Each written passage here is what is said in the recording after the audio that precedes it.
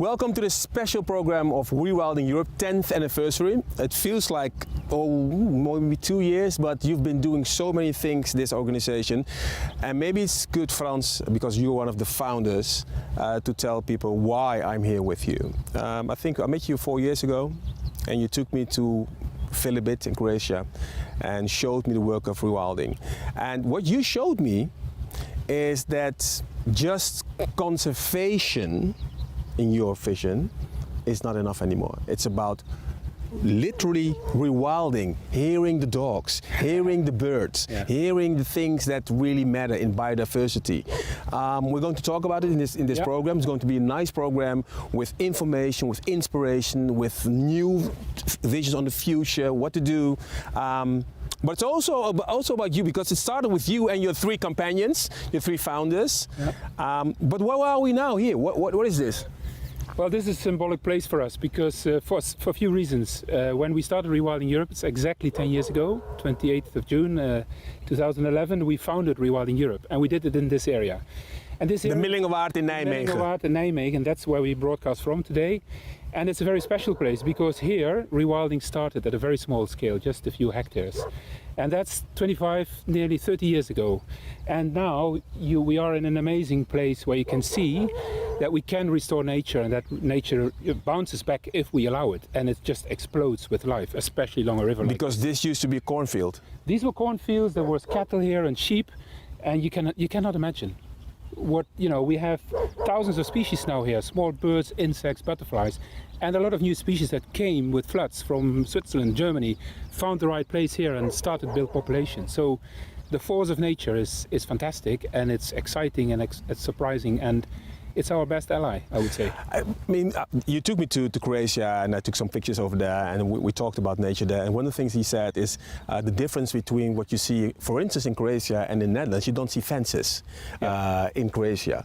But I have to say, I don't see fences here either. It's almost like nature, proper nature. There were fences everywhere. And it's already a huge difference if you take out fences. Defencing is the new sport. Let's take out the fences, and then the landscape becomes bigger only because there's no fences. And then if you allow nature to start working on its own and healing itself, because that's what you said, it's not enough to protect, we need to restore, and we need to restore big time. The thing is that this program we're going to broadcast tonight is about rewilding, about the 10th year of the rewilding, and lots of people can't be here because of the pandemic, of course, and they can't travel to the Netherlands, but they want to say something to you, and the first one is Enrique Sala. The science is clear. If we want a prosperous future for humanity, we must rewild our world. And my friends at Rewilding Europe have been the leading organization, getting us to where we need to be. Congratulations, Rewilding Europe, for 10 years of amazing work, and we will be supporting you all the way so we can rewild our planet and bring the richness and the diversity that we need back. Thank you. Well, Frans, we walked from the dunes in the Millingewaard to this table in this nice, really nice setting, in this garden. We will be hearing lots of birds, and I'm here with the founding fathers, as I might say, of rewilding. We're going to talk to you later on. But Frans, if you listen to Enrique Sala, what is your first reaction to what he says? Well, it's wonderful. I mean, he is a very well-known scientist and explorer for National Geographic. He's the guy behind creating millions of hectares of ocean reserves, pristine seas, and he's a big supporter of us. He's from Spain, but living in the US, and he has written a book recently about nature and rewilding, and he's following us and supporting us in all sorts of ways. So it's really nice to hear from him his congratulations about what we do, and it's so much appreciated. And the fun part of this program is that you're going to see lots of people who support you. So during this program, you're going to see lots of witnesses and lots of people who will congratulate you on the 10 years and what you have done. At my table, at the moment, Wouter Helmer, the founding fathers, 3 out of the 4. Wouter, welcome. Staffan Witstrand, welcome. Neil Burney could not be here. Later on from him more. And Frans Schepers, of course. Guys, to start with you. If I would have said 10 years ago that you will be here 10 years later on when you started out this, what would you have said 10 years ago? Well, sitting here with you is already special, to be honest. That we have apparently succeeded to involve people from all kind of sectors in society and seeing rewilding really mentioned by people like David Attenborough and Greta Thunberg and being appreciated by all over the world. That's as a household amazing. name. As a household name. Amazing, yeah. So rewilding, it didn't exist in Europe 11 years ago. So it's amazing to see that this happened. So, Staffan, did you think that rewilding would be at this point in time when you started out 10 years ago with your 4 companions? Well, I'm a guy, impatient person. I would have hoped we have reached even further. But looking back, I'm very content. I'm very happy. And I think it was well worth the effort to start it up. And I think we changed the scene completely. In what way did you change the scene in your view? Well, looking at what is possible, looking forward, rather than trying only to defend what existed in the past. And we've changed a lot, we humans. Now the question is, with all that change we did, what can be done in a different way for us as a species, as a human species, but also what could be done for nature, and how are we actually connected? And what is your personal motivation to do this when you started out 10 years ago, maybe still now? What is it what thrives you? For me personally, I'm very much for the joy of the wild. I think we humans, we need the wild. We don't always understand it. We don't know it, intellectually, but we know it in our guts, inside. So we need the wild. We need the wild in our lives. And I think it's very interesting that those countries where the discussion has been the most, or I would say moved the rewilding ideas the most forward, are the countries whose nature has been, who was least wild. So we have the Netherlands, we have Denmark. Yeah. Well, those are 2 of the countries with the least wild. And then you see what you miss. In Sweden we have a saying, you don't miss the horse until the stable is empty. And it's a bit the same with the wild factor. So when the wild is out of your life, it's boring. And the thing is, which I find inspiring, is not only what you created here in Europe, but the idea is, for instance, in the States as well. Listen, for instance, to the president of the American Prairie Reserve, Mr. Sean Garrity. Well, hello, everyone. My name is Sean Garrity. I'm the founder of American Prairie Reserve. Our mission is to create the largest wildlife reserve ever assembled in the contiguous United States. I met Franz and Walter about 9 years ago when they came to visit our efforts here in Montana, and we've stayed in close touch ever since. We at American Prairie Reserve feel very connected to Rewilding Europe because we're both motivated by the same thing. And that's certainly to save wild species, but also big wild places for future generations. Now, as travel begins to open up again, finally, my wife Kayla and I are very excited about coming to visit Rewilding Europe's most recent projects. So my wish for you is to continue with your amazing achievements, your incredible success, and I feel very confident you'll keep going with that in the future. Happy 10th anniversary. Thanks. Great. This is nice, Great. isn't it? Yeah, he's a great guy. I mean, this is the feeling that you have companions and peers on the other side of the ocean, motivated by the same thing, you know, making nature bounce back and have big ideas and big plans, you know, at continental scale, or as, you know, the largest new reserve in the United States. I mean, that's quite something. And you know, they have become friends, and we are in touch, as he said, and inspiring each other, and also take us through some of the hard times. And it started out, as you said, on the dunes. It started out here in the Millingerwaard, sort of, with what you do with Rewilding. Maybe you can take us with us, because not everybody knows Millingerwaard so well. Mm-hmm. What is so special about this place here, where we are? Well, here we started, in the meantime, 32 years ago. To start to practice our first ideas about rewilding in the floodplains of the Netherlands. And we were offered only 2.5 hectares by the Ministry of Water Management at that time, Nelly Kroes. 2.5 hectares. 2.5 hectares. That's it.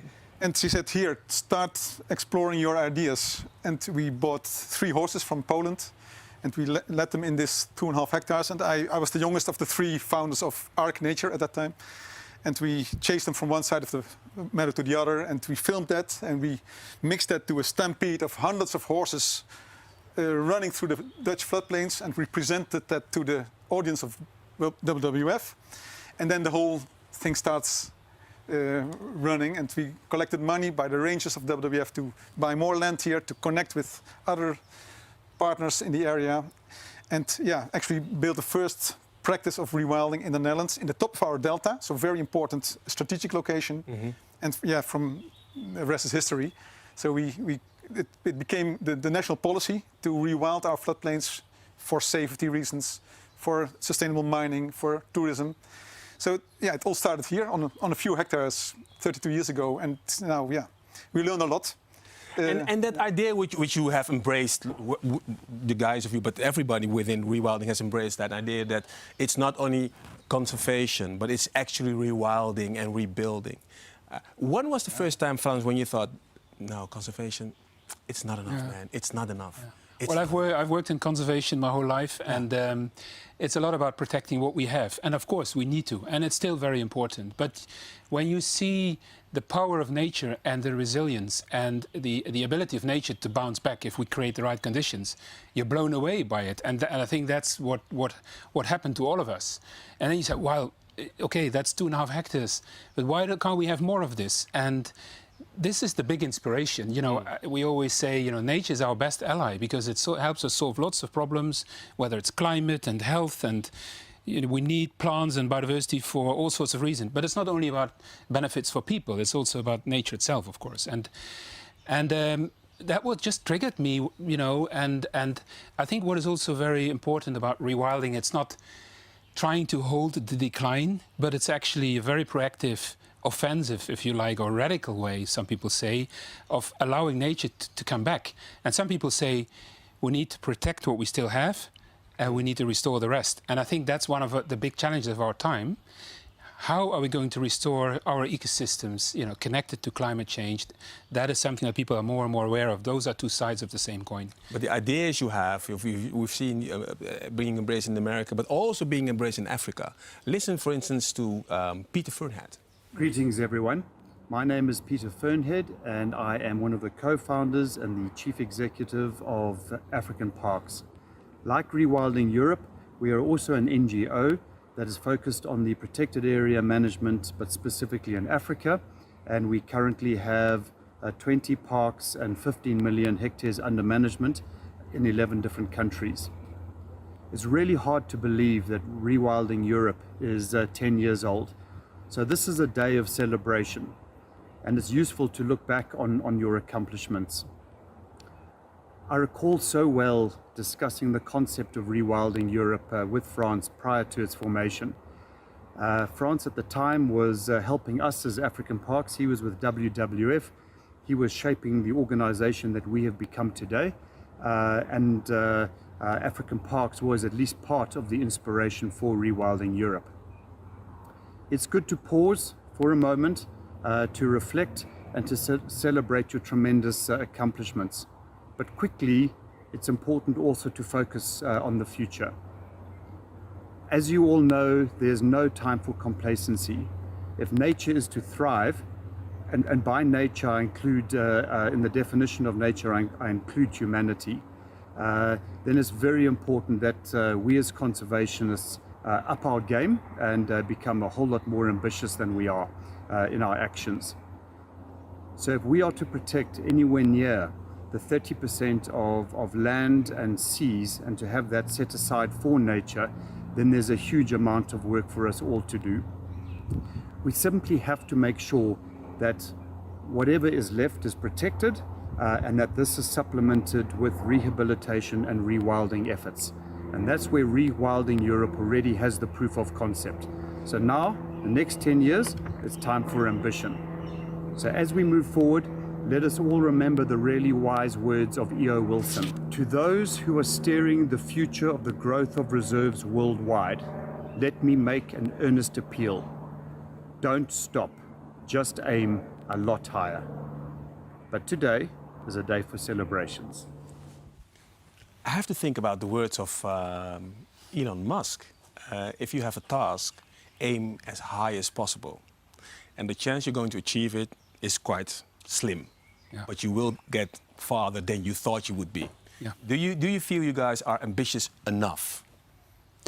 Well, first looking back, you know, we talked about, you know, big, bold new vision, and it was at that time. But now I think we got to a point where we need to sort of relook at this, and we're actually doing this. We're looking now further and discussing new ambitions, and it's fully in line with what Peter is saying here, that, you know, we need to put that level high. And even if you know, it's better to achieve 10% of something that is very high than 20% of something that's much lower, you know. And this is, I think, how we have looked at things. You know, don't think big, think bigger. Stefan always says, and you know, and where's the end of think bigger? Yeah. At the same time, of course, there's also, you know, what is it you can do, and the role we play in the conservation movement across Europe is a particular one, which is very much on the entrepreneurial side, innovation, new things. Maybe conservation hasn't been innovative enough, too much built on the classical things about protecting. And I think what rewilding really brings is lots of new ideas. That's why young generations also so excited about it. And I think that's the appeal that we have, and we need to make sure that we put that new ambition at a level where we're going to make lots of progress in the next 10 years. You've got 4 founders. Three of you are here now. The fourth one is Neil Burney. He couldn't be here because he's in Scotland. But of course, he has something to say to you guys as well. Hi, my name's Neil Burney. I was the Enterprise Director in the early days of Rewilding Europe, part of the Conservation Capital team focused on nature-based businesses. I'm joining you from the Highlands of Scotland, where I'm thrilled that Rewilding Europe have recently launched a new programme. I think what inspired me most to join Rewilding Europe at the start was in fact the team, a very committed group of individuals pursuing a new vision for nature in Europe. He says what you said as well, new vision for nature in Europe as well, also in the future. Looking back, what is your biggest pride, your highlight of 10 years of rewilding? Well, that we succeeded to make conservation more than conservation, building bridges to other sectors in society. I think that's the most important thing what we have done. Mobilizing sectors, budgets that are far bigger than the small budgets that are in conservation. So building bridges to water management, to climate adaptation, to healthcare, to that's where we succeeded in making rewilding center stage, actually. That's, I think that's where we are really innovative and creating a new movement that inspires, especially young people, to become part of this movement. So it's, if you only are complaining about nature losses and there should be more money in conservation, that doesn't inspire people. When you show others that you can solve their problems with a natural solution, nature-based solutions, then you are in the game of this modern world. And I think that's where we make the difference. Well, and the thing is, because I have pictures of you, Stefan, here, some of the pictures you made, because you've been working as a photographer for more than 30 years? Yeah, 30 plus. And what is the power of the pictures in general and your pictures, if you talk about rewilding? Well, I think it connects to the joy of the wild. That's what I intend, at least. That's my ambition. And I like the wild, and I want to be able to help show that. And when you do that right in image-wise, then people connect. Like, for instance, with the bear looking at you. Yes, that's a bear at maybe 2.5 meters distance. Oh, serious? Yeah, and in the middle of the forest. But of course, I'm sitting in a hide. But even then... Yeah, and the hide is cloth. Yeah. So it's, you know, the bear could walk straight through if it wanted to. But the point is, the bear doesn't want to walk through that, because we're not enemies in any way. But he's looking at me, and what he's saying with his eyes is a bit, you won't harm me, will you? And that's what you feel when you... That's what I felt. He's not looking at me angrily or masterly. He's just looking at me saying, you know, please don't harm me. And I'm thinking, please don't harm me. We had a mutual interest. We found a good understanding. Yeah. Well, we've got a couple of pictures to show. For instance, if I see this one, wait, I'll take this one because I love this one as well. What is the story behind the 4 ladies here? Oh, that's the young girls club in the Campanarios village in Spain. Okay. They're all 85 plus. And that's telling the story about the depopulation of the countryside and the abandonment of a lot of land all across Europe, which is one of the reasons why we also started the Rewilding Europe, because we found there was an opportunity here to make something which is seen as a problem, and which is of course a problem in a number of places, and turn it into something that's very useful instead and makes a lot of sense, you know, money-wise, human-wise, nature-wise. Look at this. Yeah, those are Exmoor pony horses, one of the oldest, most original horse breeds, yeah, in Europe. They're very original, very close to the original horse, and that's photographed in the Netherlands. What makes you proud if you look at 10 years of your telling the story of rewilding, making the pictures, beautiful pictures? I mean, for instance, this one is incredible. The sea eagle, which somebody told me in Gaelic Scottish it means the eagle with the sunlit eye, and I managed to get the sunlit eye, so I was very, very happy about that. But communication-wise, so I'm a communications person, visual-based communication, and that's one of the three pillars of Rewilding Europe, the whole initiative, which I think is a very good idea. I like when people connect, and aesthetically, emotionally, and then you open a door, because what you do with such a picture is you make everyone who sees it wants to know how, when, why, what, how did you do, how, what is this and why, and then suddenly you have a door open for telling a story or discussing things. Whereas if you start only in the word or in the intellectual end, you will have so many barriers in front of you that you have to come over and under and through. But with a good imagery, be it video or still image, you get straight connection and wide open senses. The picture is the way to your heart. Yes, well, that's the power of visual communication. We asked Neil Burney, of course, as well, what made him proud of 10 years rewilding. This is what he said. I think the thing I'm most proud about with respect to my involvement in Rewilding Europe in the early days was the formation of the Rewilding Europe Capital Fund, which was a team effort across the enterprise team and all other colleagues looking at the links between nature and enterprise. It started out as a very small facility financed by the Dutch Postcode Lottery and the Odessium Foundation, and then grew with support from the European Investment Bank into something which is a key tool for the initiative now, and is being used by the Rewilding Europe network businesses and partners across the ever-expanding programme. Frans, what makes you proud? What makes me proud is that, you know, we started 4 years ago, we had a dream, and the dream is becoming reality. But what I really, you know, in addition to what Neil and Staffan and Wouter said, is that we have now a pan-European team. We have people involved from 17 different European countries working on this together. And before I started Rewilding Europe, I felt like a Dutchman.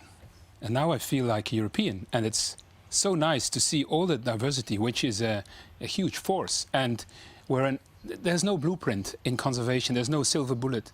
But if you apply the same principles in different contexts, whether it's in Bulgaria or Sweden, there is incredible connection that you make. And so I'm very proud of the team that we have across Europe in our areas and outside, that are all working and are completely sort of hooked by this idea and vision. And that's a wonderful feeling. And the thing that strikes me a lot with the three of you, and for Bernie, who's not here, you are really complementary to each other in the way you started out. Is that the reason why you guys started out, Wouter? Yeah, that was how we found each other, because we had an idea how we should work and how to create best practices of rewilding in Europe. And we thought that from the beginning they should have those three components. The rewilding part, real wild nature. So of course that's partly also the background of Frans and me, how the experience we had with that. The communication part, Staffan, which we now also show with our safari company. So we're attracting people to these best practices, showing how rewilding works in practice, and supporting local economies that are nature-based. And that's where Rewilding Europe Capital comes. So and yeah. So that it fits so well, and that it really become a winning concept in my opinion. That's why I'm so I think this is just the beginning. Stefan. I think one of the things I've with a life in conservation behind me as well, I realized that there's no way nature conservation can ever win unless we can show that nature conservation means business, jobs, and incomes. Yeah? So if nature conservation only means a dead hand on the land, then it's lost. Because we all need, roof over our heads, food on the table, the kids to go to education, some basic health care.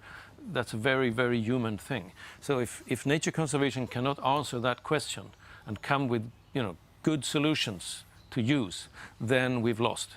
So, and we were very much in agreement of that. So we said, okay, so we need to provide, we need to look at the business model, the business idea in a much deeper way than conservationists usually do. Innovative in a broad, wide sense, what you did. Economically, biodiversity, thinking about it, the fact how you organize your stakeholders. In every single way, you try to be upfront in the future. That's what, and it works. But also taking risks from time to time. So you're also learning from your failures. Like an entrepreneur sometimes. Oh yeah, absolutely. Yeah. So that's part of the story. If you want to be at the forefront, you start things that sometimes you think, okay, that didn't work apparently. But we learn from it. I like what you said, Frans, that you first, when you started out, you felt Dutchman and now you're European. And maybe one of the reasons why you feel European, you have so many Europeans working together in 8 teams in Europe, but you all have one goal, an overview. Okay.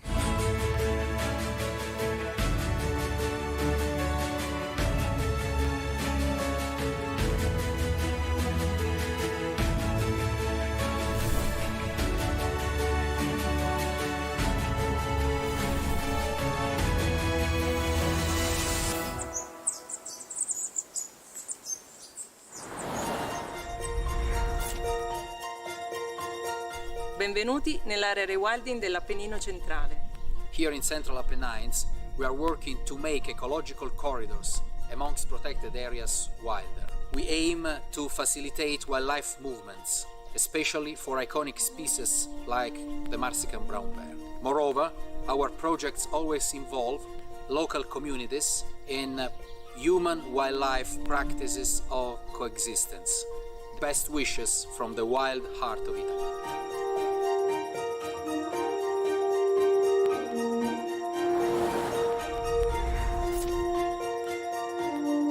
Добре дошли в Родопите. We are Rewilding Rodopi Foundation. In the Rhodopian mountains in Bulgaria, we work to restore the populations of red deer and fallow deer. We are introducing European bison and wild horses. Our work helps also 3 species of vultures that benefit from the return of the herbivores.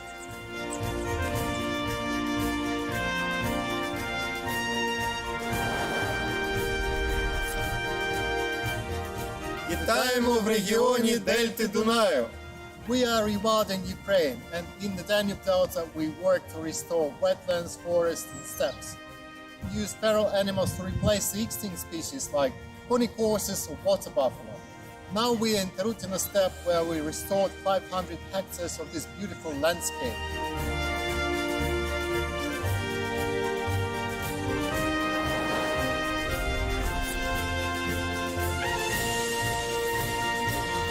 Rewilding Velebit, one of the wildest, largest wildlife in wilderness area in Mediterranean Europe. We are restoring natural grazing with semi-wild herds of bovines and horses in the beautiful Lika plains adjacent to a Velebit range. We are working on nature-based tourism development to create more diverse and resilient Velebit landscape where economic and protective interests are reconciled.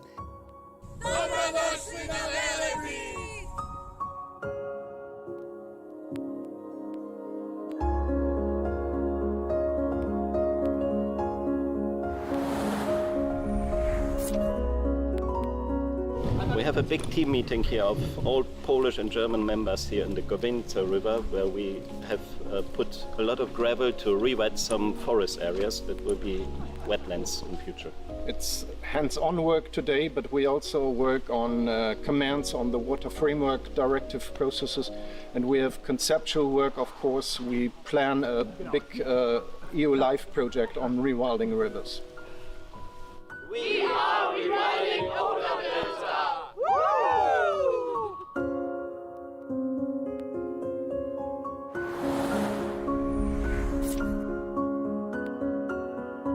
Bine ați venit în Măgura Zimbrilor! In the Southern Carpathians, Rewilding Europe and WWF Romania work together to rewild the European bison. From us here in Southern Carpathians, happy anniversary, Rewilding Europe!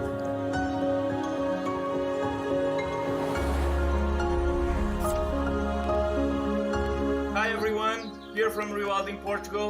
Here's our team in the Greater Coa Valley. This is the effort of everyone involved, including the people in Rewilding Europe that today makes 10-year anniversary. We're here to wish you all the luck and a good 10-year ahead. So let's wish happy birthday to Rewilding Europe. Happy birthday! Nice. Oh, I love that. Mm-hmm.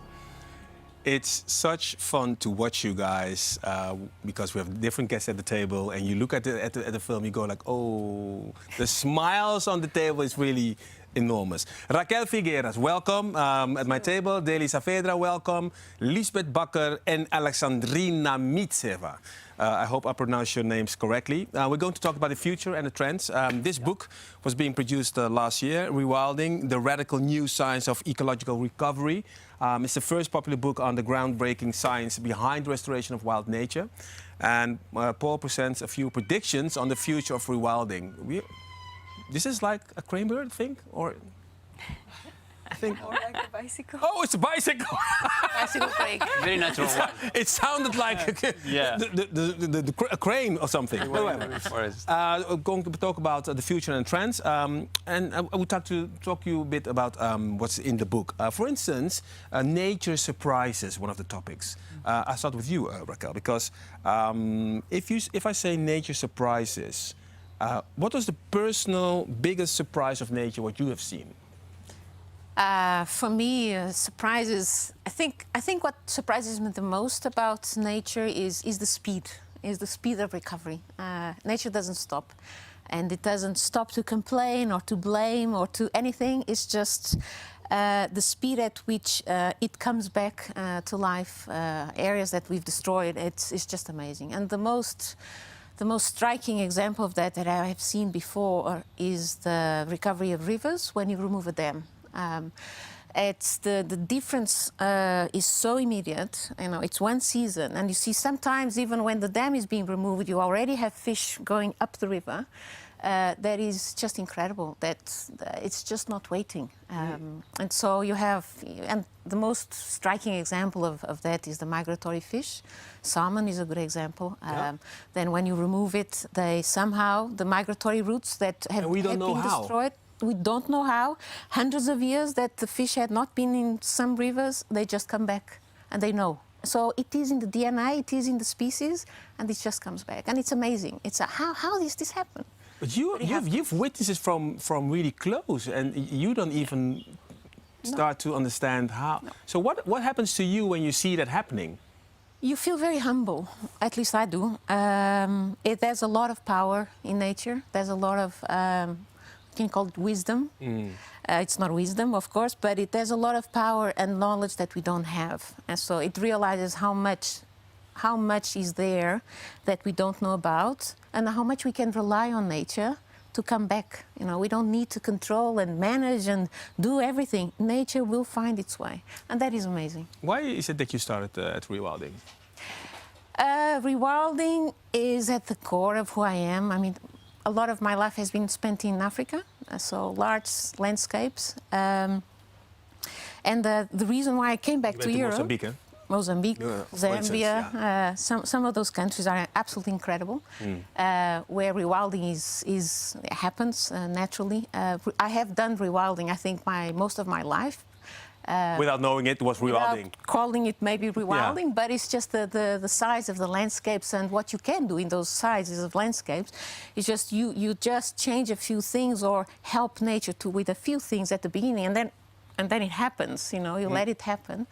And what brought me to Europe was Rewilding Europe, because for me it's one of organization that goes right to my core of who I am. So What is it for you, Deli? Why did you start out with rewilding? Well, I think I was also working all my career on rewilding without knowing it, because I was reintroducing species that were lost. So I think it was also that it was something, that I was already doing. But discovering the world of rewilding, the world and the world of rewilding was a real surprise also.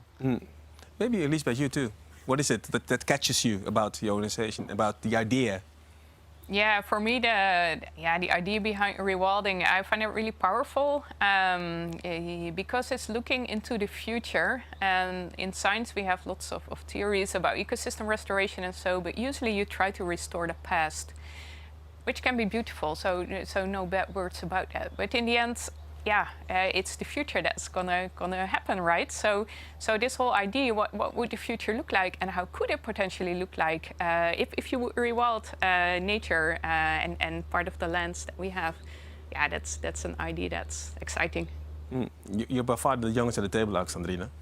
So what caught your heart about this idea? What we have here? I think that the part of rewilding that speaks to me the most was the hope it gave me, because I studied conservation, so I was hearing a lot about the doom and gloom and how, you know, we're trying to save all these species, but often you save one species and then another one falls victim. And I thought, okay, is this how it's going to be, a constant battle? And then I heard about rewilding and actually building resilience, being able to step back and let nature do what it does best. I think this is what really inspired me. And how did you come about the idea? Where did you find it? Well, it was actually brought to me at university by my lecturers, but also popular books such as Pharaoh. And I just got in love with the idea, because I also think that we as humans also miss the wild nature. Yeah. You know, we miss this thrill. So I definitely, it connected to me on that level. The thing is, you shared your thoughts about how nature can surprise you, and it keeps surprising you. Do we underestimate the power of nature, guys? 100%. Yeah. For sure. Yeah? Absolutely. I think nature, for a large part, it's known as full of vulnerable species that can get lost. But it's not. Actually, it's really strong, it's vibrant, it has a very strong power to restore itself. But it needs given space. That's the thing. Deli, you work with large herbivores. Tell me about the large herbivores. What do you do and why do you do it? Yeah, of course, we work a lot with large herbivores because they are very important. Yeah, you know that George Orwell wrote, all animals are equal, but some are more equal. Yeah. So those are the second category. They are very important. And they're very important because they are the ones that are improving ecosystems. They are increasing biodiversity. And if I may, I'm going to explain you something that I lived last month. I was in southern Ukraine, working with the colleagues of Rewilding Ukraine, visiting some national parks along the coast of the Black Sea and the Azov Sea. And we were visiting those national parks, and they were beautiful, vast rolling plains with long grasses, sand dunes, scattered forest, but they were silent. So there was maybe shrike here. I'm a bird watcher, so shrike here, bunting there, but they were mainly silent. And then one day we entered into a place called Beruchi, and it's a peninsula that is entering into the Azov Sea, and it's exactly the same habitat. It's also protected area, but there's a big difference. They have 400 kulan, this is the endangered wild ass, and they have hundreds of red deer and roe deer. And there was a real contrast, a paradise. There was hundreds of skylarks singing in the sky. There were all kinds of birds just walking on the short grass. So that was a difference. And at the evening, there were lots of red-footed falcon that they were chasing the big beetles. Yeah. That, of course, they live on the dung of the large herbivores. So it was such a big contrast. So that's the explanation. Why we need large grazers? Because of this. Because you see the difference. And how do you want to reintroduce them? I've seen them in Croatia, I think, the Taurus project, for instance. Exactly, and the horses. And the horses, really great, a lovely story about the different horses, how they protect themselves from wolves. One were accustomed to it, the other ones didn't. Exactly. They learn from each other, things like that. I was really amazed. Yeah. So how do you do that? How do you reintroduce it? Well, it's not that automatic. So we always say is when you open the fence of the enclosure, is that you you did all the work before, and you achieve very satisfactorily all the work before. And this work is, first, in my opinion, what is most important, that we have the agreement of the people that are going to coexist with those species. I think this is important. If the people is against, you are not going to succeed. Then, of course, you have to have the papers. In Europe, sadly, we need papers for everything. So a lot of bureaucracy to convince the authorities that it's very important to have this wildlife back. Then you have to transport. Of course, you take the animals from one place, there are many, or you are breeding them in captivity and you are bringing to the next place. If this is international transport, again, prepare a lot of paperwork because it's going to cause you a lot of bureaucracy. And then finally, you release them. But in the moment you release them also... And that moment from release... I mean, you're talking about... That's magic moment. That's what I see. That's what I thought. You're going to talk about the bureaucracy and the papers, of course. But that moment... That's a real nice one. Yeah, that's a magic moment. And it's so quick. Yeah? Oh, it's so quick. Oh, yeah, of course. It goes too fast. It goes too fast. You want to repeat it all the time. Yeah, because it goes too quick. We've got something that's called video. Yeah. And we can have a look at it. Yeah.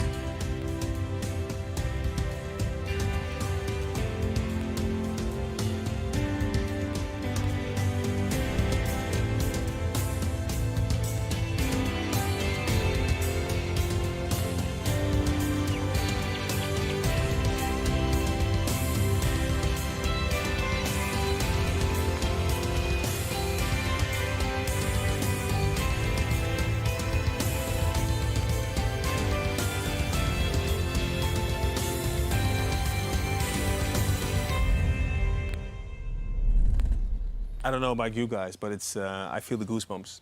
Yeah. When I look at this. Yeah, you get a sense of. I mean, every time I see a reintroduction happen, and you, like Del is saying, you open the gates or you remove a dam and you see river fish going up, you get a sense of freedom. You know, it's just freedom. Finally, go, have a life, go and be yourself, and that is amazing. It's bringing back that freedom to wildlife and to the planet. I guess it's great. It's. Talking about what is your biggest challenge in this respect in Europe? I mean, this is when it succeeds, but sometimes it's difficult as well. Yeah. So what are your biggest challenges? I think the biggest challenge probably is to change the mentality of many, especially environmental authorities, ministries, governments. This is something that we have to do. So as I was explaining before, there are many national parks, they are protected, but they're empty. Because the protection was just to sign an executive order that you couldn't do anything there. But you have to restore it. It's not enough to protect. So it's fantastic to protect 30% of the planet, but we also need to restore it. So we need to bring all those species back. And we have to do it in big numbers. We are not enough ambitious. I always say you have to be more ambitious. We have to do it more. This is still the exception. It's a few dozens, a few hundreds. We have to do thousands. And we have to do it now. And how can science help us, Lisbeth? How can science help us to make things, well, to make us see and make us feel? I think science has an important role here as a totally complementary way of convincing people why this is a great idea, so to speak. I think indeed it's the mind of people who are responsible for the areas, but also who generally care about conservation. And they have certain ideas in their mind of what conservation is like keep it as it is or restore something to the past. But what science can do is actually show when you do rewilding, what kind of results can you achieve in that way. Because people need, especially the ones that take decisions, they feel they need to be backed up by something, not only a nice video of somewhere else in another country or so. And that's where science can help out, I think. We like to put numbers to things. So you release these animals, and like Daley said, you will see changes in the environment.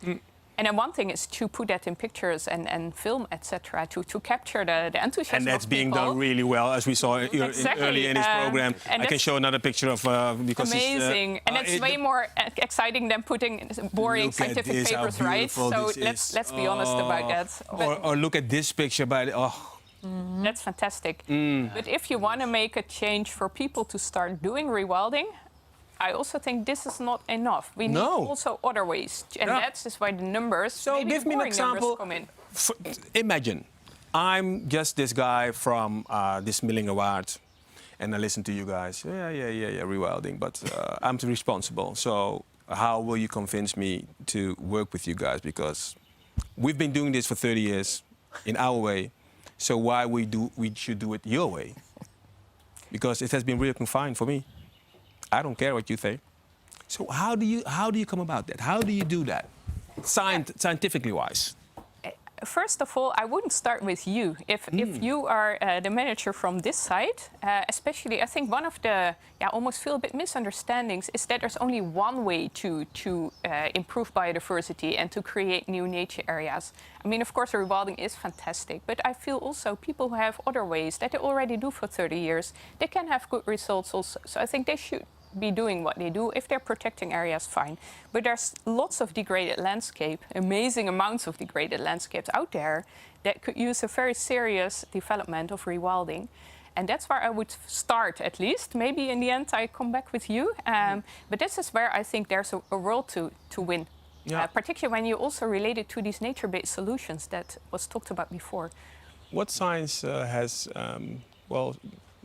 has given you, what science proof have given you the best feeling about what you're doing with rewilding? I think scientific evidence is still limited. And that's why I'm on a chair in rewilding ecology to exactly change that. Yeah. So what I think is the major achievement of this 10 years of Rewilding Europe is the start and the layout of all these fantastic areas. And I think now is the time to harvest, at least from a scientific perspective also. It's ready, it's out there. There's lots of amazing, I would call experiments from my perspective as a scientist. And I think this is the time that we can start doing that. So 10 years is quite young, actually. Yes, but it's also true that nature bounces back so fast that it's not too young. I'm convinced, and that's non-scientific, but that's what I've also seen in the field myself. But you got a good feeling about it. You got a good. Yes, and that's what sometimes people say. We can't just see it, right? So why do you need all this science? I mean, come on, it's visible. That's what you say. Yeah. Exactly. Way more. That's what you said. Look at them. Look at them. What do you want? What do you want more? What else do you need? You hear the birds. Exactly. Yeah. Yes. Yeah. But then I think it's good to have some other ways of proof, so to speak, for the people that are hesitant about this. Or they have they have other people in society who are, for whatever reason, against or concerned about rewilding. You just need to also put sort of facts on the table and say, okay, maybe you lose some species, because that's also what can happen. But you can also gain many other species, like the surprise. But you want to prove... You want to put it somewhere. I mean, you want to prove one of the most viewed nature films last year is that of the wolves in Grayson Park, when the reintroduction and the trophic cascade that happened there. You want to show that trophic cascade happens in Europe as well. And if you want to tell that story, you got to prove it.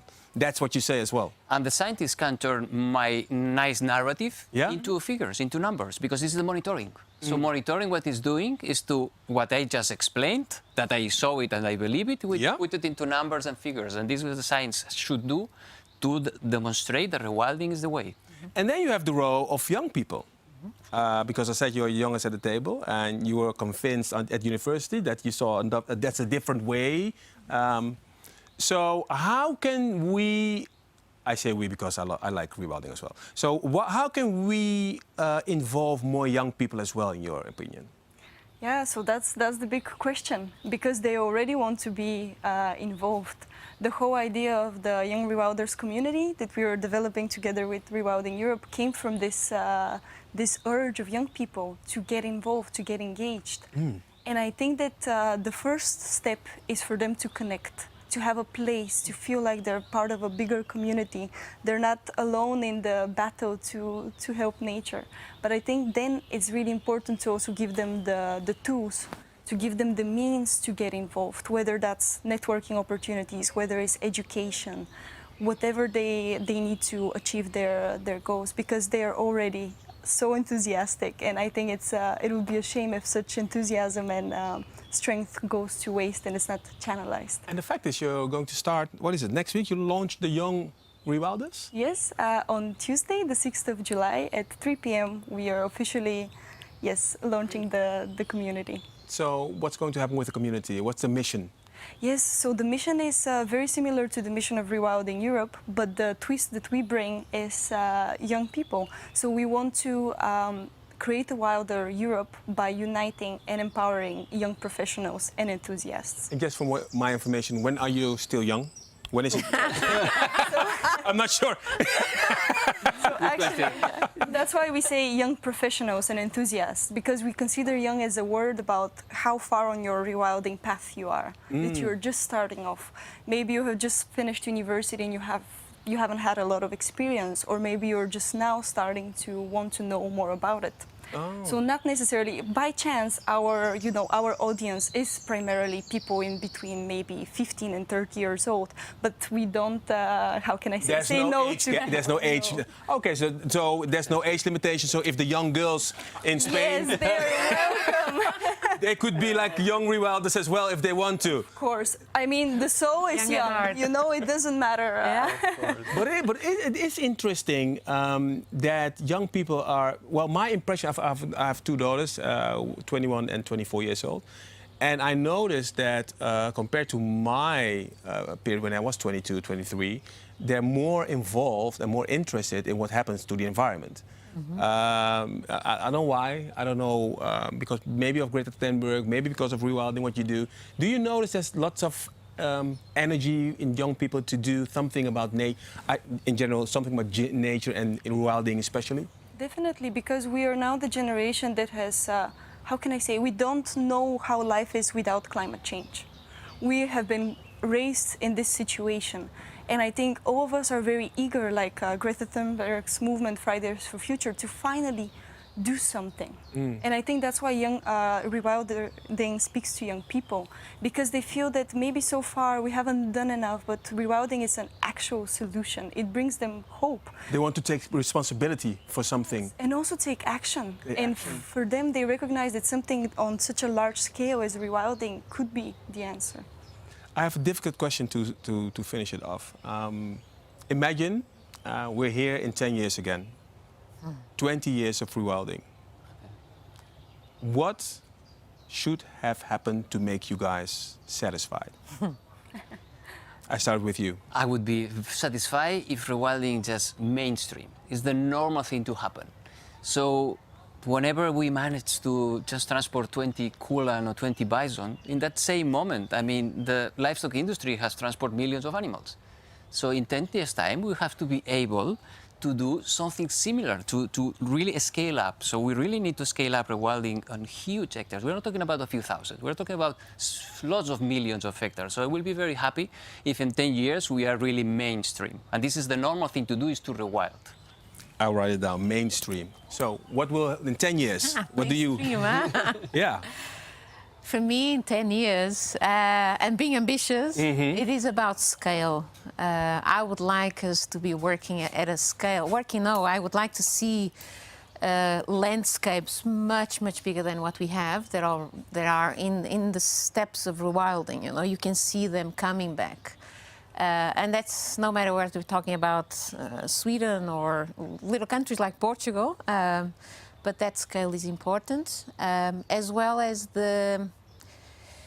seeing people coexist with animals, like Stefan was telling us this morning about, okay, I don't want to hurt you, I don't want to hurt you either. So this type of natural coexistence with animals in the wild, I would love to see that, yeah.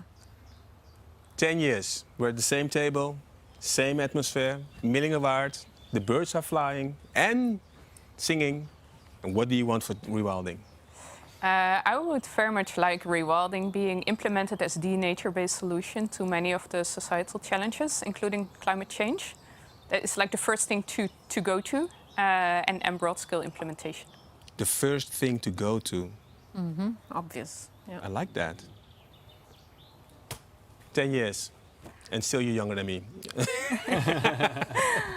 I think, at least for the young rewilders, I would like for their voice to be heard, for them to be active players in the rewilding movement, to be, you know, they're the future stakeholders, they're the ones that are going to sit in the table in 10 years. So I would like a lot of them to have rewilding on their agenda and to push it forward. I love it. Mainstream, scale with landscapes, the first thing to go to, and a voice to be heard. Thank you so much. And the thing is, we've heard lots of people rooting for you guys for Rewilding because of the 10th anniversary. And we also have a royal voice here in the Netherlands. And she tells us when she fell in love with Rewilding. I fell in love with Rewilding Europe ever since I first learned about it 10 years ago, when Frans asked me to help launch it in Brussels. I fell in love with the ambition, with the urgency and the mission itself, focusing on Europe. And so much has happened in the last 10 years. Developing the propositions, putting together the amazing teams, both centrally and in the different locations, attracting the necessary funding, of course, doing the hard work on the ground, which has always been at the center of Rewilding Europe, and telling the world about it in very, very creative ways. Leave it to the teams of Rewilding Europe. The organization has always been ahead of its time in the way it's been rethinking restoration of ecosystems in Europe, but also about connecting biodiversity, climate change, and the livelihoods of people. It's always been about doing it. And that brings me to the UN Decade on Ecosystems Restoration. It is fantastic that the urgency is now there. But we have to remain vigilant about the way we interpret and define restoration. We have to remember that nature can heal itself, and that the role of people is to catalyze that, not to overtake it. And I hope that we really start remaining vigilant about that and not think that restoration of ecosystems is about talking about it, but it's really ultimately about doing it. And therefore I hope that we can really build on the knowledge built up by Rewilding Europe over the next decade. That Rewilding Europe will share its lessons learned with everyone, because we don't have the luxury of time to reinvent the wheel.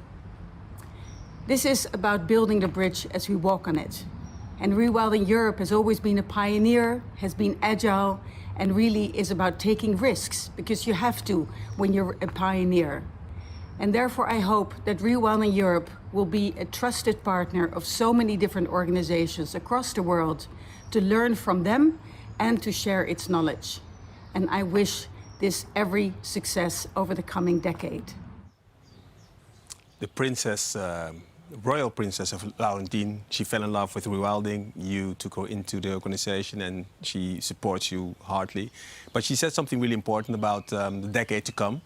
I asked at the table as well, what did they think? How will Rewilding be in 10 years? Mainstream, scale, the way to go, the voice of the young people. The question is for you as well, Frans. Are you ready for the next decade?